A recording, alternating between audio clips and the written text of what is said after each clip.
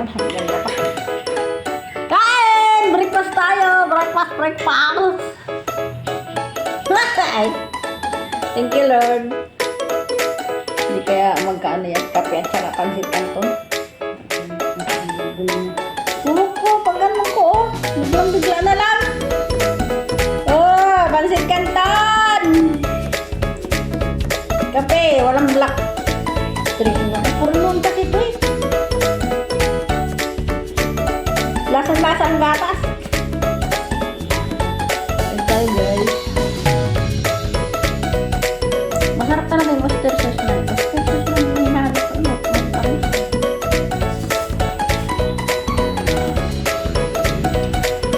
Parang nilagyan ng asukal yun, no? Parang nilagyan ng oyster sauce. Pero ano ito yung wala ng oyster sauce. Kaya pala yung pinabagayan ng mga ano, sabi ni Mama, hindi masarap. Yung isang pinabagayan yung mga wanti ko na binibili na makikandaan. Ito pag ako na sabi ng mga anak ko, Mama, hindi talaga masarap. Ang oyster sauce nga. Ito yung bagong oyster sauce ito. Sarap.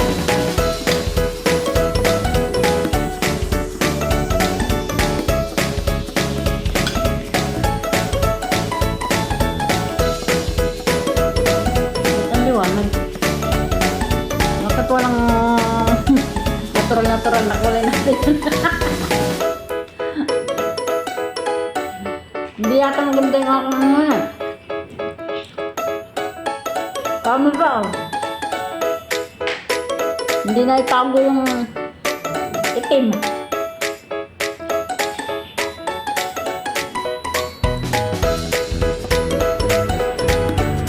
Lagyan ko itong sili isa.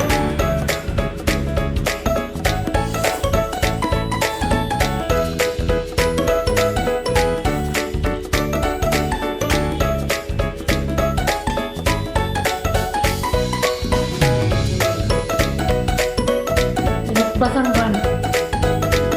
Yung tubig na mainit. Ngayon, pagkakain na. Nagigyan ko ng konting gold. Kasi pag tinutbras mo na, kasama mo sa loob ng tira na parang malinis na sila yun. Ngayon nga ko gold. Kada kakain. Ito yung toothpaste niya. Pero yung tubig niya sa ibang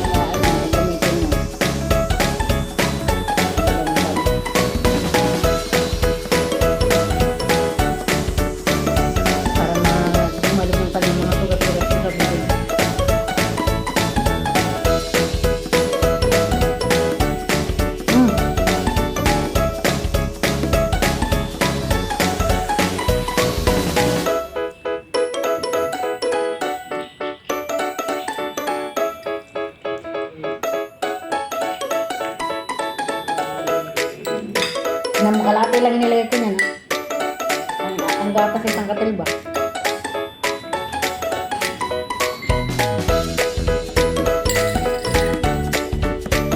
Siguro dapat ang binili ko yung naupuan ko pa ako gabi. Pagtingin mo biko-biko na lahat, pero yung salamin hindi siya nabasag. Mabuti na lang yung nabasag.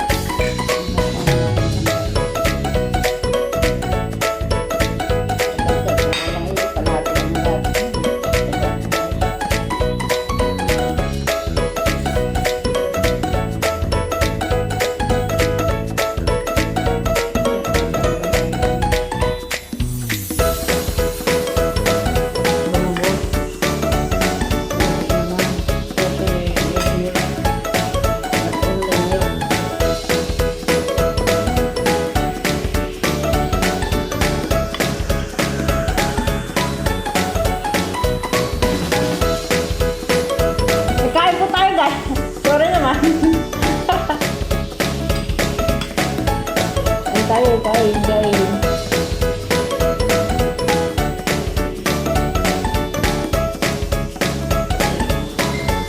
Ito mama.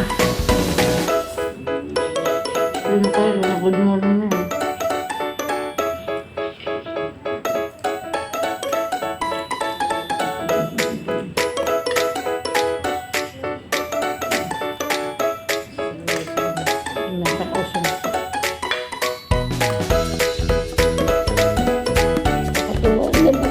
puro mga singit pumasok eh.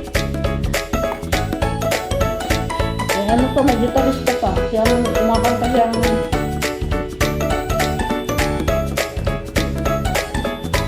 tugtog na kanta niya.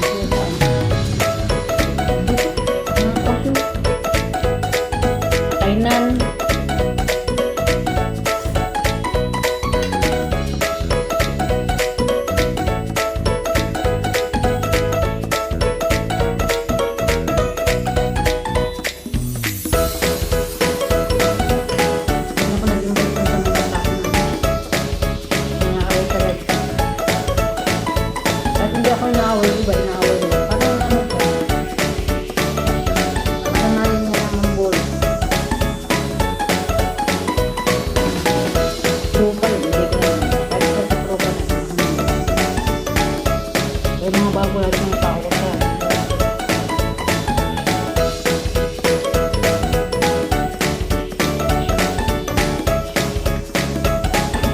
Doon nila matakot yung kawari ko na hindi ko binibita.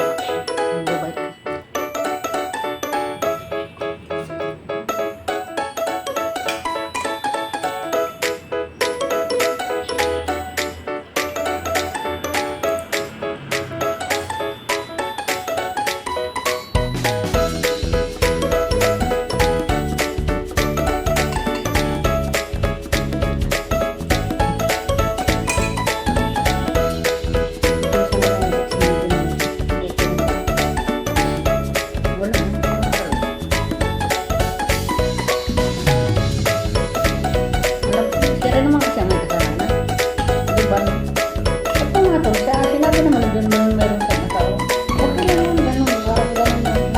John Mel ang ano talaga.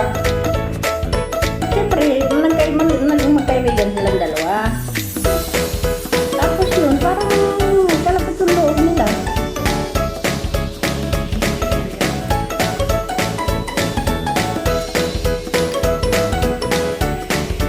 Bumunan mo yung gata.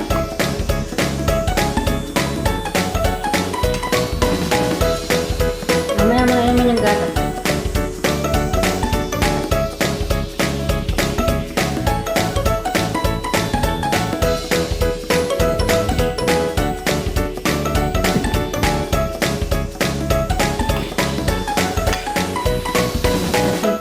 Yung gatas na yan. Gamot naman yan, gatas sir. Gamot din niya salta. Sigmurahin ka lang kasi. Sigmurahin ka sa umaga pag ito magkatas ka.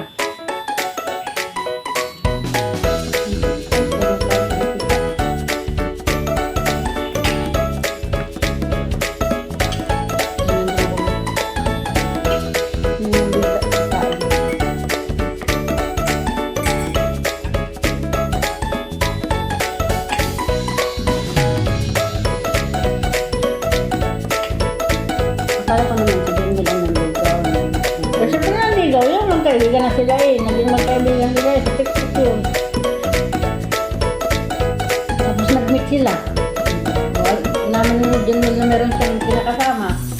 Dapat doon pa lang, umiwas na siya.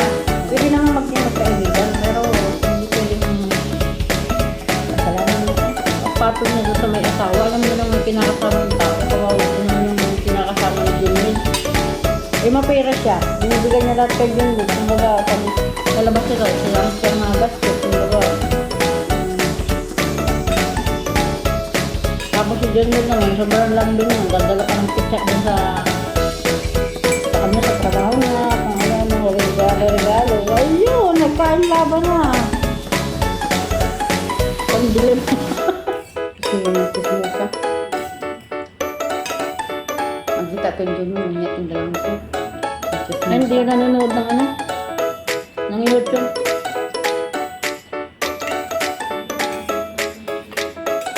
Dapat kasi, kung may kinakasama ka na, eh, isang lugar eh.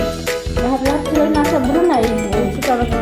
Buti kung nasa ibang lugar yung isa, yung, eh, naandun pareho sila sa Brunei. Eh, di magkakagulo tayo.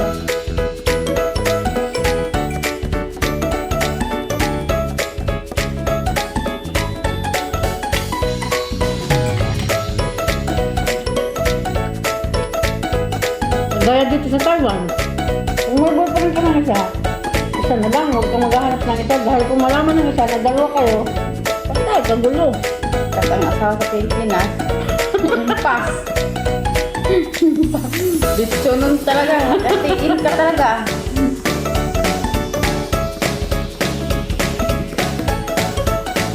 Hindi na original, nagkagawa ng mga kamit. Ano ba yun? Natatawa ako bagay nangyari. Marami kayong gayon. Nagsasabunutan yung mga babae doon sa kabit. Ito ay Kabit naman sila pareho. Huwag man nagpangabot doon sa moon, magsasabunutan. nakahiya. Akin yan! Ako, bigay ko na nga. Okay na yan. Siguro talaga. Pero masakit kasi binahalan to. Siguro magaling mo sa kama si John Mill. Oo, kasi sabi ni, kasi pag nagkita kami niya, nahalikan ko buong katawan niya. Tapos niya, kasi hindi na buong katawan ni John Mill. Ang ganda pang romansa talaga yun, no? Iban ko, hindi naman ako naglaway. Eh, hindi mo kasi lagi nakikita si John Mill. Ako lagi ko nakikita siya. Ito naglaway ka. Hindi naman, pagkaibigan ko, kaibigan lang. Pero talagang tingin ko, pang romansa talaga yung katawan niya. O, diba? Meron talagang tao na lakas ng appeal. Yung katawan niya talaga pang romansa talaga. Maano mo talaga. Pinipinto pa pati mga ganyan bagay. Kung bakit totoo na. Naano ko lang, na halimbawa, mayroon ka ng isa. At nasa iba, puntong OFW lang to ha. Hindi yung sa Pilipinas, puntong OFW. Kung meron ka ng isa, Magdagdag ka pa isa. Parang sure ba? sa isang lugar, tama na yung isa. Kasi nga, Doon naman sa malayo-layo. Listen, ano yun? Ano ka ba? Diyos ko lang.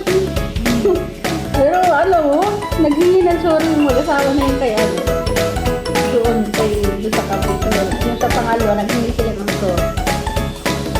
Nagtatanga na nga yung mga yun kaso nagpalala ng sitwasyon na yung mga tao doon sa TikTok na yun.